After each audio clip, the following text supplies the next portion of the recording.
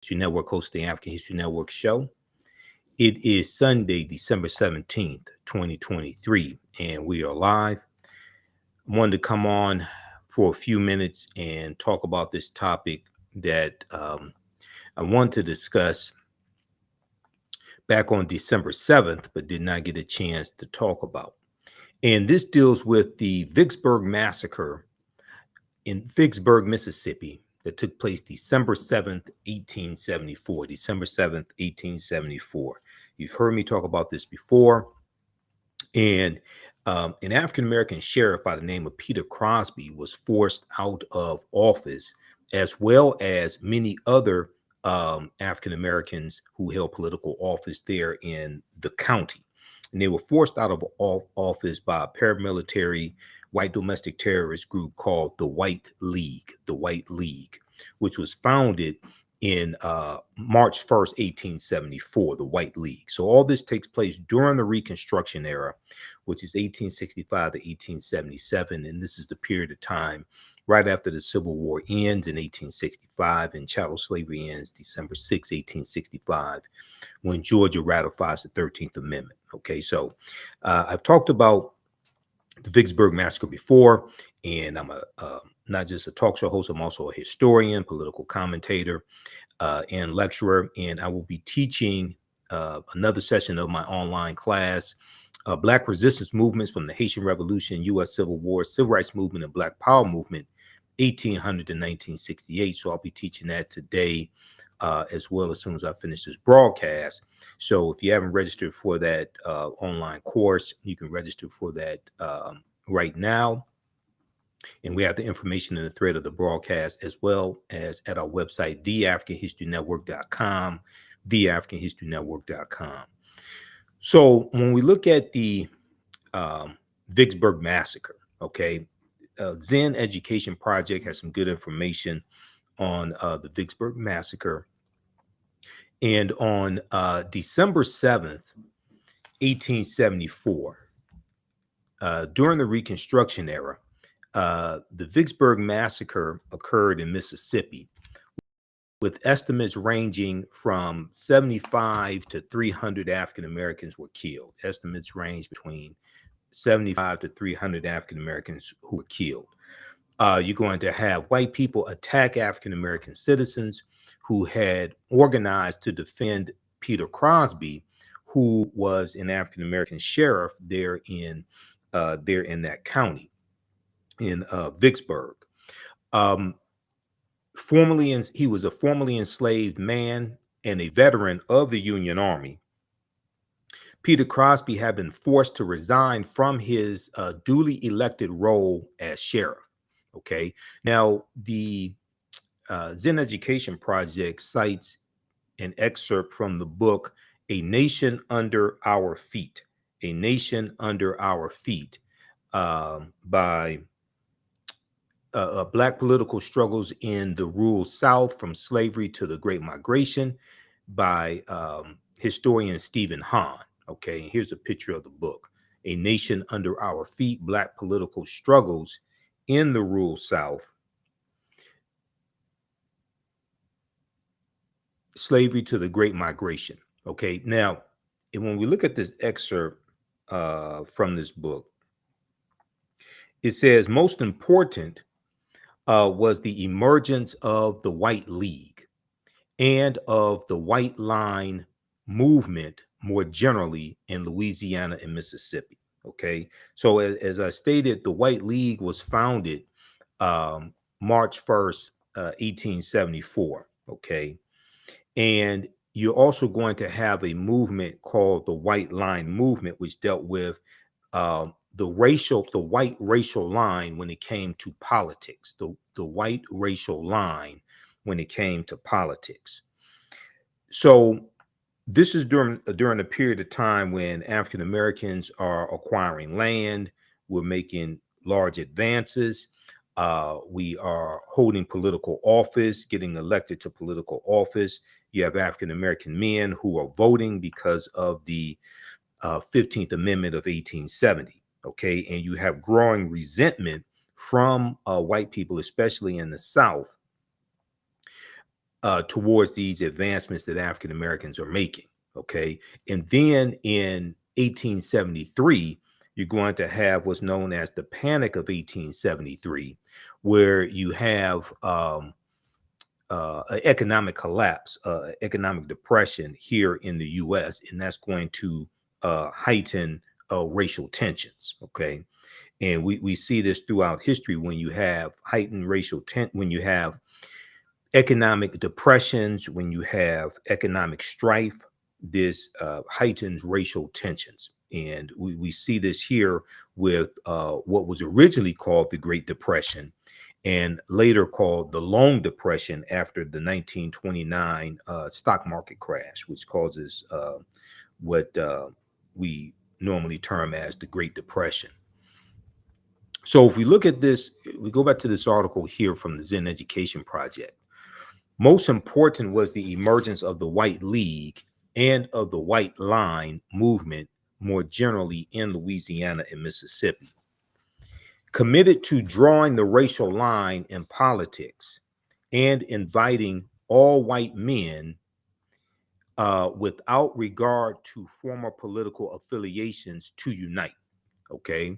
Inviting all white men without regard to former political affiliation to unite.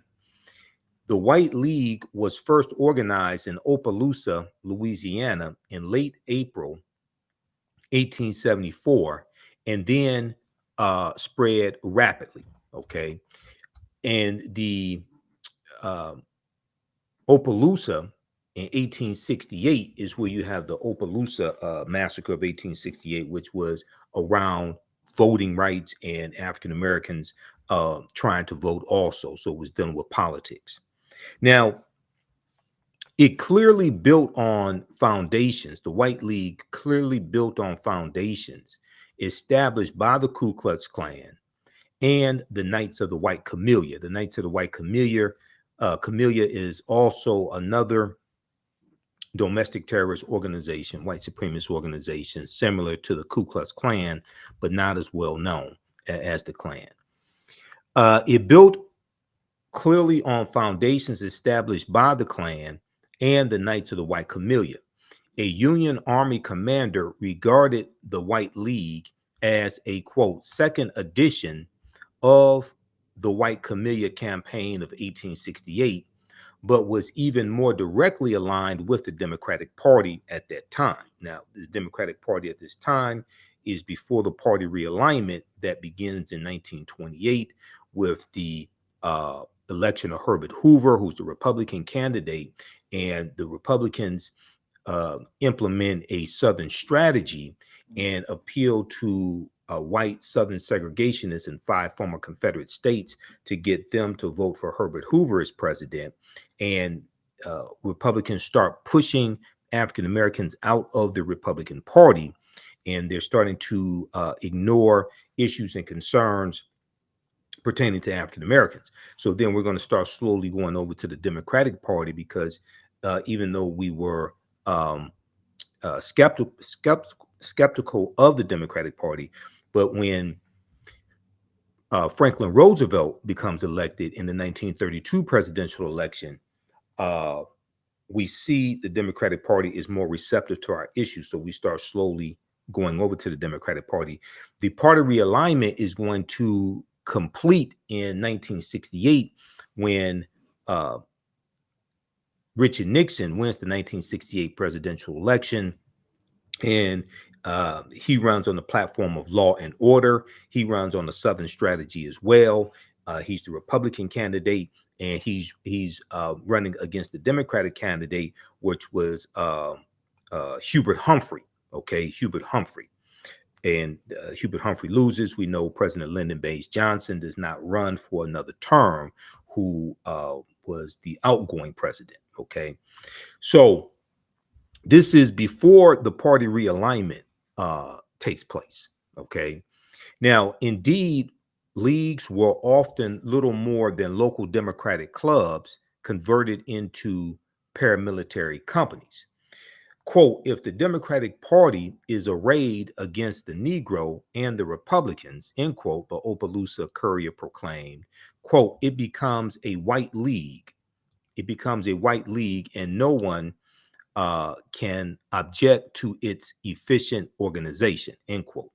Now, white leaguers surely recognized that the federal government was losing interest in interfering in Southern politics and sustaining Republican regimes by military means. But they also responded to the growing assertiveness of African Americans within the Republican Party, which showed itself in the rising incidence of Black office holding. So we have an increasing number of African Americans who are voting and getting elected to public office. During the Reconstruction Era, 1865 to 1877, you have about 2,000 African American men who get elected to public office. Now, there is, as we get deeper into Reconstruction, there is a declining desire from the federal government, okay, and President Ulysses S. Grant is president at this time. There is a declining commitment from the federal government to continue to get involved in racial conflicts and race massacres, racial issues, etc., in the South. All right.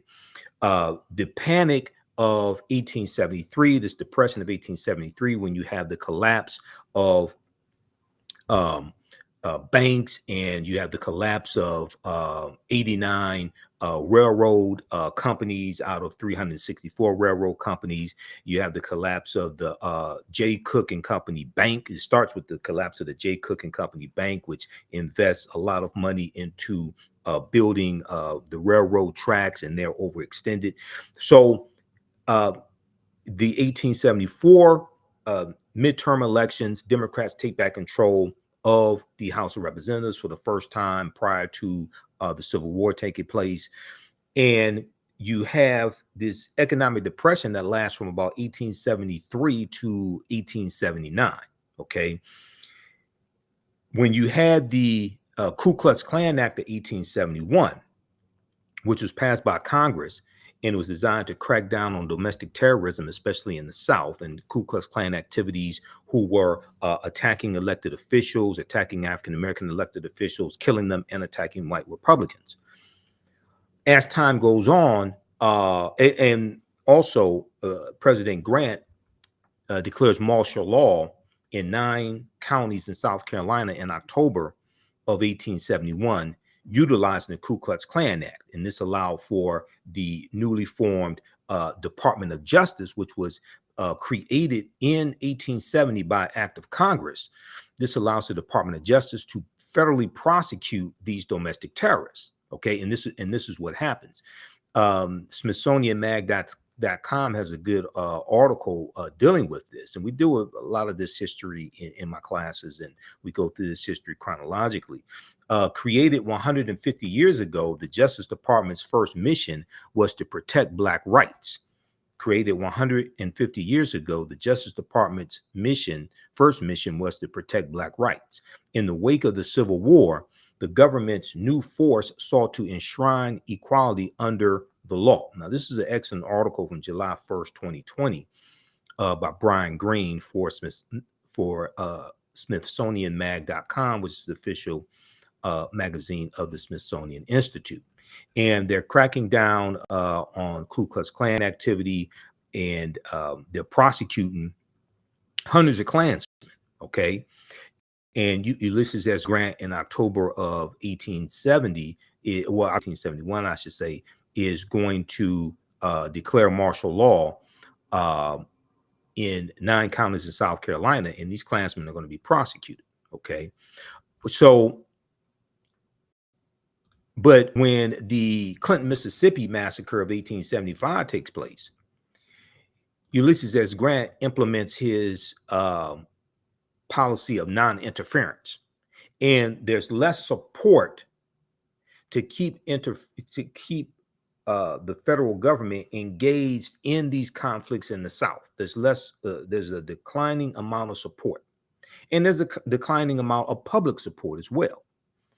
Okay, now White leaguers surely recognized that the federal government was losing interest in interfering in Southern politics and Southern Republican regimes by military means, but they also responded to the growing assertiveness of African Americans within the Republican Party, which showed itself in the rising incidence of Black office holding.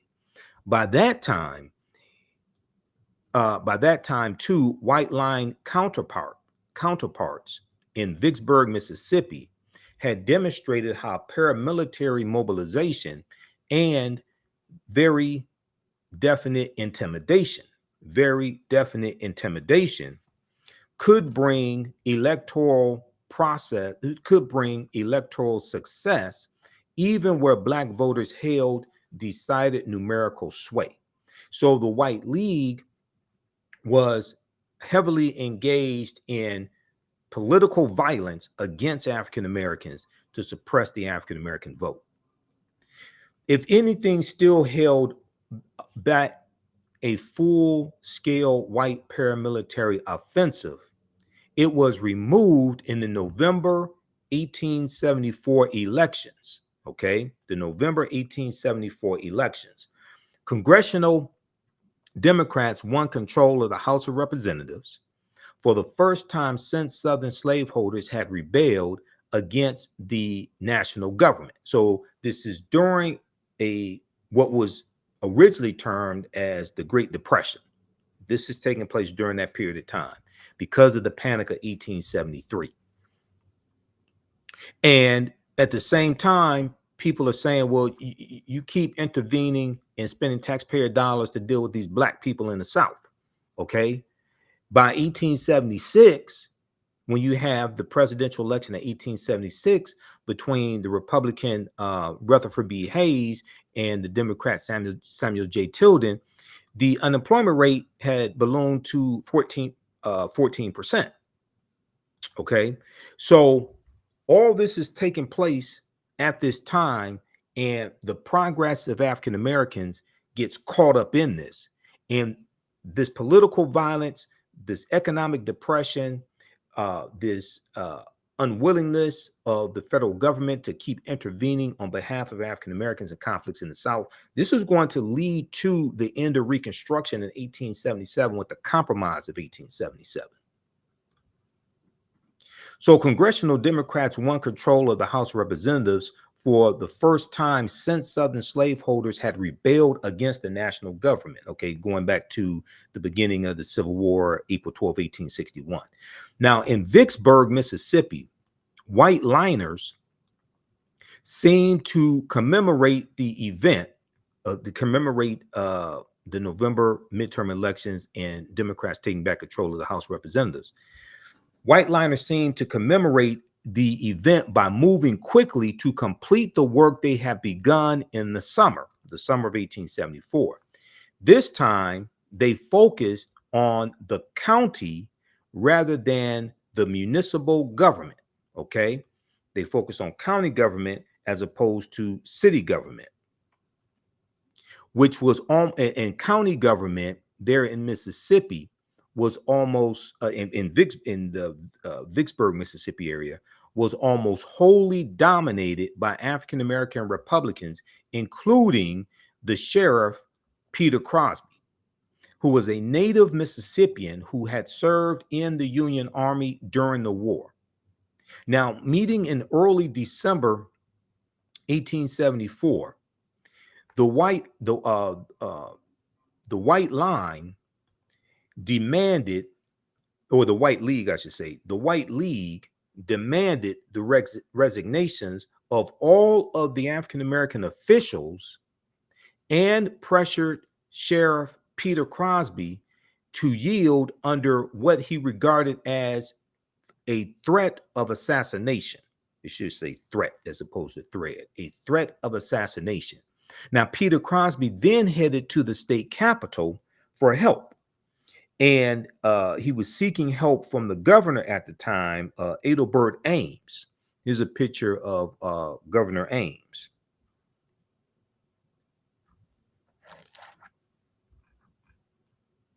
Now, Republican Governor Elbert Ames of the Republican Party's radical faction turned a sympathetic ear to Peter Crosby and the plight of African Americans. He ordered the, quote, riotous and disorderly persons, end quote, who had expelled from office the legally elected sheriff to, quote, disperse and retire peaceably, end quote, and submit to the legally constituted authorities. Submit to the legally constituted authorities.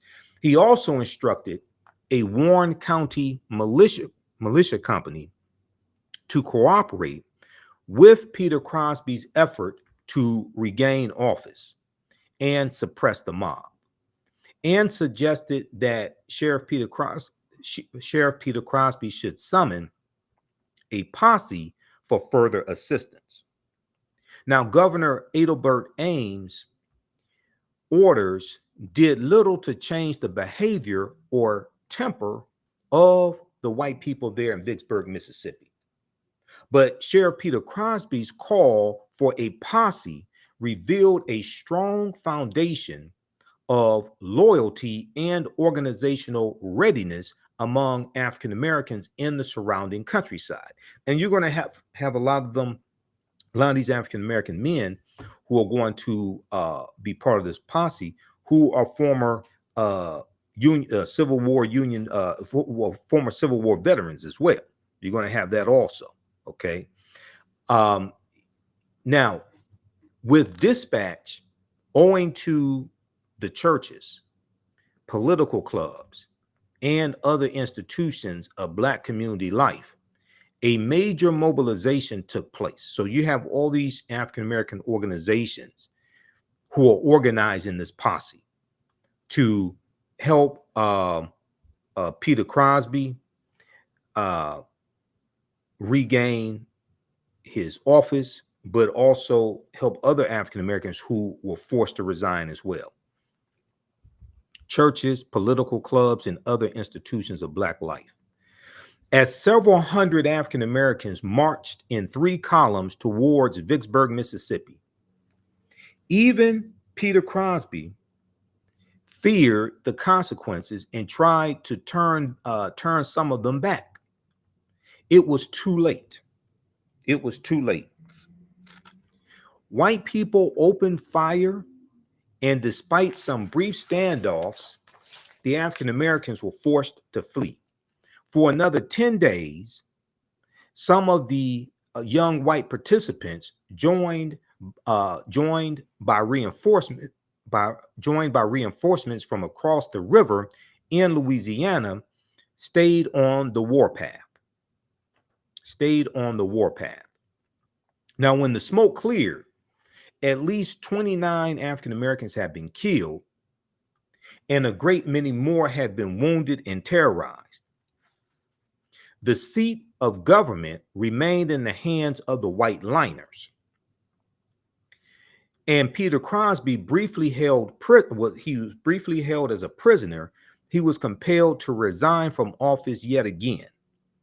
Governor Elbert Ames called the state legislature into a special session, and together they succeeded in convincing President Ulysses S. Grant to send a company of federal troops to quell the disturbances in Vicksburg, Mississippi, and to reinstall Peter Crosby as sheriff.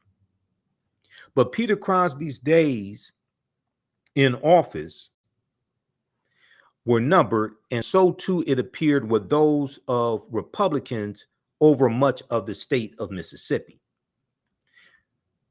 For the several-month White Line campaign in Vicksburg, Mississippi, and Warren County amounted to a rehearsal for redemption in Mississippi. This amounted to a rehearsal for redemption in Mississippi. So President Grant is going to send in troops. Now, this is 1874, because when the Clinton, Mississippi riot of 1875 took place, Ulysses S. Grant took a hands-off approach to it. torchlight processions, paramilitary drilling, the disruption of Republican meetings, the harassment of African American workers, the intimidation and assassination of African American leaders, the driving off of local office holders, and the disabling of armed Black resistance, the disabling of armed African American resistance, all of which made their appearance in Vicksburg, Mississippi in 1874. All of these elements were to come into concerted use in 1875 in counties that previously had quote unquote safe Republican majorities. So there's a turning of the tide. There's a political turning of the tide. There's an escalation in political violence taking place, especially in the South. And there's also, once, like I said in the beginning, there was also a declining commitment from the federal government and from Republicans in the North to continue to intervene into these racial conflicts in the South. Okay. Give us a thumbs up, give us a heart, give us a like on this broadcast. Let's look at this piece here dealing with the Panic of 1873 that I talked about. So we can understand the context in which all of this is taking place. And if you haven't registered for the online history course that I teach on Sundays called Black Resistance Movements from the Haitian Revolution, U.S. Civil War, Civil Rights Movement, and Black Power Movement, 1800 to 1968, be sure and register for that right now. We'll post a link here. We have the information on the homepage of our website, theafricanhistorynetwork.com, theafricanhistorynetwork.com, because I'm teaching a session of that class as soon as we finish this broadcast here today. I'm running a little late. I was going to start the class at 2:30 p.m. Eastern Standard Time, so we're running a little behind. We have the information on the homepage of our website, and then we have the we have our bundle pack of classes where you get we extended our Black Friday bundle pack promotion. It's 76% off. You get my 2 online history classes that I teach, including Black resistance movements from the Haitian Revolution, U.S. Civil War, Civil Rights Movement, and Black Power Movement, 1800 to 1968. Okay, you get that as well as Ancient Kemet, the Moors, and the Ma'afa, understanding the transatlantic slave trade, what they didn't teach you in school.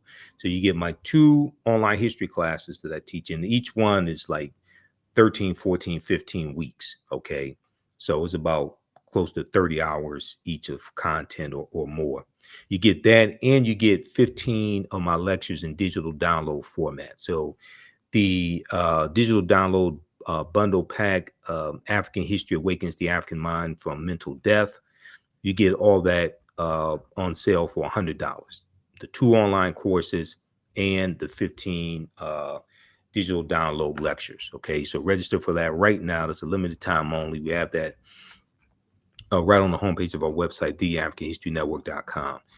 The first class that I teach, Ancient Kemet, the Moors, and the Ma'afa, understand the transatlantic slave trade. So we just concluded that class a couple of weeks ago, but all the content is archived. So as soon as you register, you can watch that entire course. And then this is the current class that I'm teaching right now, Black Resistance Movements. Okay, if you just want to register for Black Resistance Movements or the other class, you just want to register for those classes by themselves, you can register right here. That's $60, but the bundle pack is $100. Okay, in today's class, Black Resistance Movements from the Haitian Revolution, U.S. Civil War, Civil Rights Movement, and Black Power Movement, 1800 to 1968. Well, we just concluded last Sunday. We just finished dealing with World War I. 1914 to 1918. Today we deal with the Red Summer of 1919, right after World War I ends, and the 25 major race riots across the country. We'll talk about Marcus Garvey and the Universal Negro Improvement Association, and we'll deal with Dr. Carter G. Woodson and the Association for the Study of African American Life and History, or Association for the Study of Negro Life and History. Dr. Carter G. Woodson co-founded that organization September 9th, 1915. And so we'll deal with the period of 1919 through up until World War II. And we'll talk about African American soldiers in World War II. And we know the U.S. gets involved in World War II in December 1941 after the attack on Pearl Harbor. But World War II actually begins September 1939 when Adolf Hitler invades Poland. Okay, that's when World War II actually begins, and the U.S. actually enters in fighting in World War II in December 1941. Okay, now let's look quickly here. I want to look at this information dealing with the Panic of 1873 that I mentioned. And the Panic of 1873 is going to also be one of the contributing factors to the fall of the collapse of Reconstruction in 1877 with the Compromise of 1877. Since the end of the Civil War in 1865, railroad construction in the United States had been booming. Now, this is a piece from Public Broadcasting System, pbs.org, called The Panic of 1873. Now, between 1866 and 1873, 35,000 miles of new railroad track were laid across the country between 1866 and 1873, okay?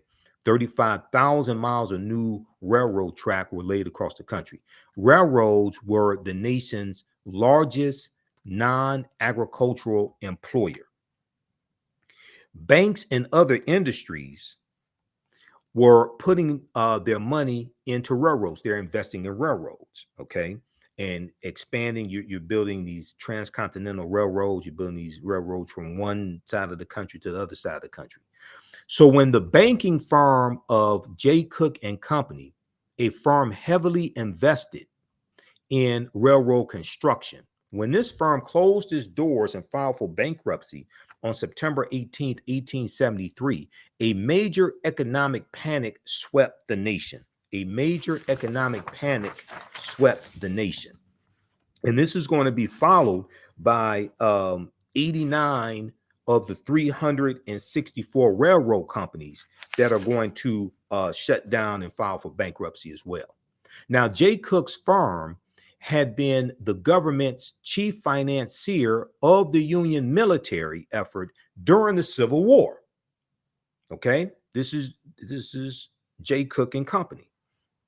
Was a bank. This was a major bank at the time. J. Cook and Company then became a federal agent in the government financing of railroad construction. The railroad industry involved a huge amount of money and a huge amount of risk. A huge amount of money and a huge amount of risk. Building railroad tracks where land had not yet been cleared or settled required land grants and loans that only the federal government could provide. Okay, so this is very risky business at this time. The nation's transcontinental railroad had been completed in 1869. Entrepreneurs planned a second transcontinental railroad called the Northern Pacific. J. Cook and Company's firm was the financial agent in this venture and poured money into it. On September 18th, 1873, J. Cook and Company realized it had overextended itself financially and they declared bankruptcy. Mirroring the firm's collapse, many other banking firms and industries did the same thing. This collapse was disastrous for the U.S. economy. A startling 89 of the country's 364 railroad companies filed bankruptcy and go out of business. A total of 18,000 businesses failed in just 2 years. A total of 18,000 U.S. businesses failed in 2 years. And by 1876, unemployment had rose to 14%. So this is a climate that's overshadowing the President Ulysses S. Grant administration. And this is 1874. So this is 9 years after the Civil War ends. Okay. And this is during the Reconstruction era where they're trying to rebuild the South as well. And you're dealing with integrating African Americans into society. Okay, African Americans are acquiring land. You have the U.S. Freedmen's Bank. You have the U.S. Bank. You have the U.S. Bureau of Freedmen, Refugees, and Abandoned Lands that's created in 1865 to help African Americans and destitute white people. But also, the Freedmen's Bank is going to collapse in 1874. Now, the Freedmen's Bank, it was rife with mismanagement and different things like this, but it's going to collapse in 1874 also, and African Americans lose $2.9 million in deposits when the Freedmen's Bank collapses. Now, an economic cloud settled over President Ulysses S. Grant's second term, and he tried to find a solution that would drive it away. Workers and business people argued over what should be done. Now, President Grant setting a course that will become the hallmark of the Republican Party, which is dealing with big business. President Grant sided with Eastern business leaders and adopted their ideas for easing the crisis. But when President Grant left office in 1877, in Rutherford B. Hayes, the Republican, becomes president. The cloud of the Great Depression and the cloud of this economic crisis remained. Now, that same year, 1877, this Great Depression set off railroad strikes. So the remaining railroad companies that are still in existence and still operating, some of their workers are going on strike. Workers all over the country, in response to wage cuts and poor working conditions, went on strike and prevented trains from moving. Now, we know that about 20 years after this, you're going to have the 1894 Pullman workers strike, where the workers who work on George Pullman's railroad cars, they're going to go on strike. That you have this massive strike, and that strike was precipitated by the Panic of 1893, which was another depression in this country. Okay, and it's going to be a few decades after that, after you have the Brotherhood of Sleeping Car Porter organization founded in 1925. It's going to be after that organization is founded that the African American Pullman porters are allowed to go on strike. They didn't go on strike in 1894 because they were not allowed to join the white union. Okay, so and it's that 1894 labor strike dealing with the railroads. This is how you get the Labor Day holiday, coming from that strike, and the President Grover Cleveland sending in the Union troops to put down the strikers who are fighting in the street. Some of those workers are going to be killed, and as a way to appease that labor movement, he's going to have a celebration honoring the labor workers. Okay, and this is going to be the origins of the Labor Day holiday. Okay, now let's continue here. How's everybody doing? How you like this type of information? Give us a thumbs up, give us a heart, give us a like. Also, be sure to register for the online class that I'm teaching today. And if you miss it, it will be archived, so you can go back and watch it. Black resistance movements from the Haitian Revolution, U.S. Civil War, Civil Rights Movement, and Black Power Movement, 1800 to 1968. Okay, and we'll start that class in a few minutes here at our online school. So it'll be about 3 p.m. Eastern Standard Time today that I teach that class.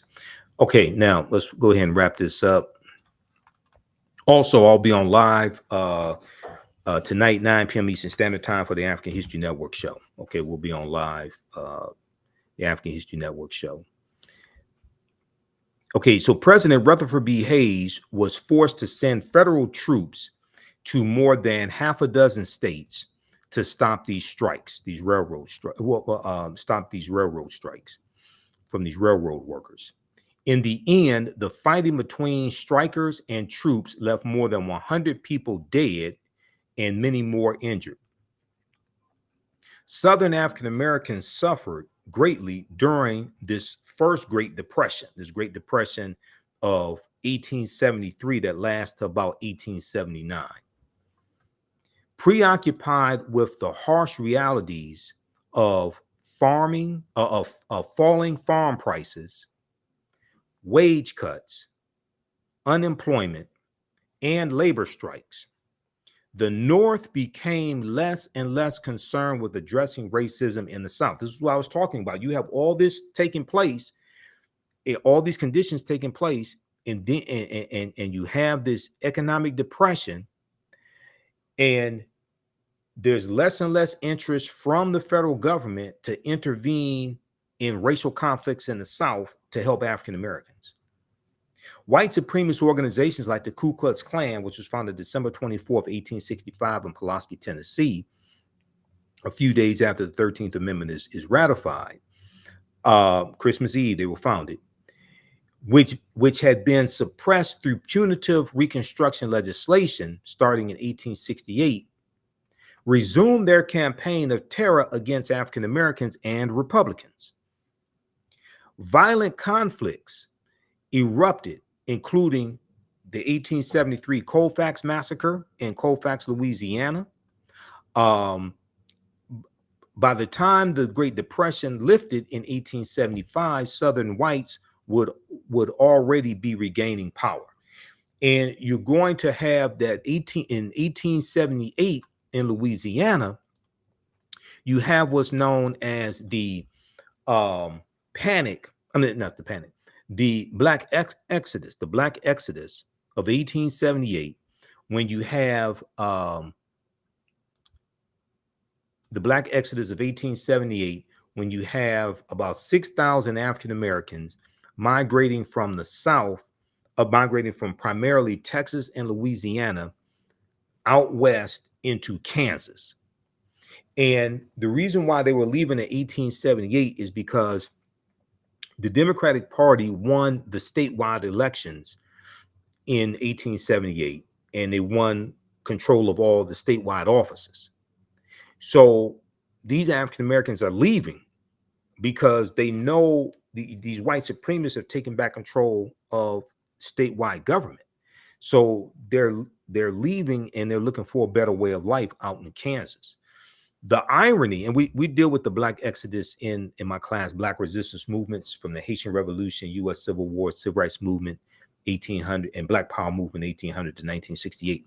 The irony is that these white plantation owners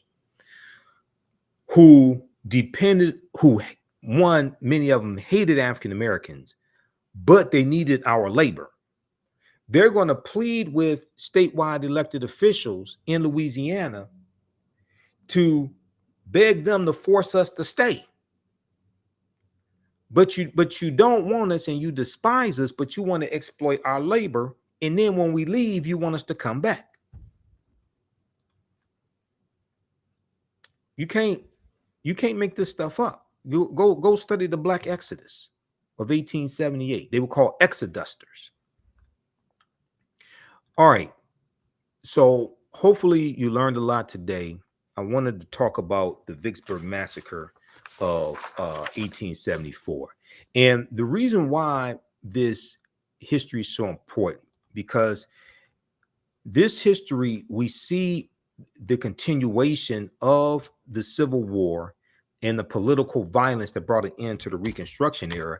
We see a continuation of that today with the January 6, 2021 insurrection and the after effects of it. Okay. Now, this piece right here from time.com, and I talk about this in the class as well.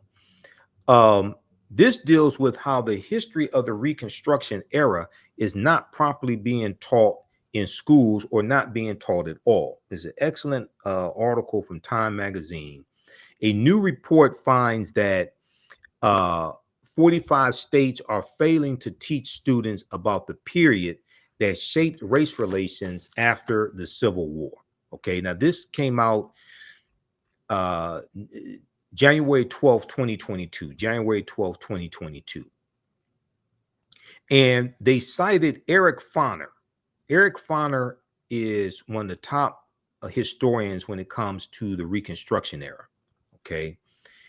And Eric Foner said in the aftermath of the insurrection, well, let me back up. The article starts out, it says, in the aftermath of the insurrection a year ago at the U.S. Capitol, many leading historians drew parallels between the violence that we saw on January 6, 2021, and the Reconstruction era, which is 1865 to 1877, the period of political revolution directly following the American Civil War. Historian Eric Foner said, quote, these events we saw reminded me very much of the Reconstruction era and the overthrow of Reconstruction. The Reconstruction era and the overthrow of Reconstruction, which was often accompanied or accomplished, I should say, by violent assaults on elected officials. Now, Eric Foner is a Pulitzer Prize winning historian and author of Reconstruction, America's Unfinished Revolution, 1863 to 1877. Now, he made these statements in an interview with the New Yorker magazine published a week after the January 6, 2021 insurrection. Now, this article from Time magazine goes on to say that scholars say that studying the aftermath of the Civil War can help put into context many of the most seminal events in the United States in recent years, from the brutal murder of George Floyd, May 25th, 2020, by police in Minnesota, to the voter suppression laws enacted after Black voters, 16.9 million Black voters, played a major role in helping Joe Biden and Kamala Harris be elected president and vice president. Keep in mind that the January 6, 2021 insurrection happened the day after the special Senate election in the state of Georgia, former Confederate state, and Reverend Raphael Warnock was reelected. He was elected, Reverend Raphael Warnock, and then John Ossoff was elected as well to be the two Democratic senators from the state of Georgia, and African Americans played a major role in that. So there was a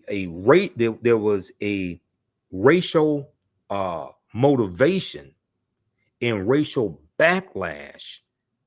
That January 6, 2021 insurrection was racial backlash to African Americans voting in the presidential election, but also that special Senate election as well. And that special Senate election gave Democrats the 50-50 majority in the Senate, because Vice President Kamala Harris had the tie-breaking vote if there was a 50-50 tie. All right. So that's how the $1.9 trillion American Rescue Plan passed in the U.S. Senate, because no Republicans voted for the bill. All the Democrats voted for the bill, including Joe Manchin and Kyrsten Sinema. And Vice President Kamala Harris had the tie-breaking vote. You would not have the $1.9 trillion American Rescue Plan if 16.9 million African Americans did not vote for Joe Biden and Kamala Harris, and Kamala Harris if she vetoed that bill, it would not have passed the Senate and it wouldn't go to Joe Biden's desk. Okay. And she set the record. She recently set the record for the most tie-breaking votes as well, as a vice president, because the vice president presides over the U.S. Senate. Okay, now, but despite the timeliness of the era, the era in today's climate, many students in American schools will not get a full education on the Reconstruction era until they get to college. Okay, but most of them are not going to go to college. In social studies standards for 45 of 50 states and the District of Columbia, discussion of the Reconstruction era is partial or non-existent. Discussion of the Reconstruction era is partial or non-existent, according to historians who reviewed the period. It reviewed how the period is discussed in K through 12, kindergarten through 12th grade social studies standards for public schools nationwide. In a report produced by the education nonprofit Zen Education Project, the study's authors say they are concerned that American children will grow up uninformed about a critical period of history that helps explain why full racial equality remains unfulfilled today. Okay, so check out this article here from Time Magazine. A new report finds that 45 states are failing to teach students about the period that shaped race relations after the Civil War. Okay, it's an excellent piece, and we use this in the class as well. Okay, so hopefully you learned a lot today.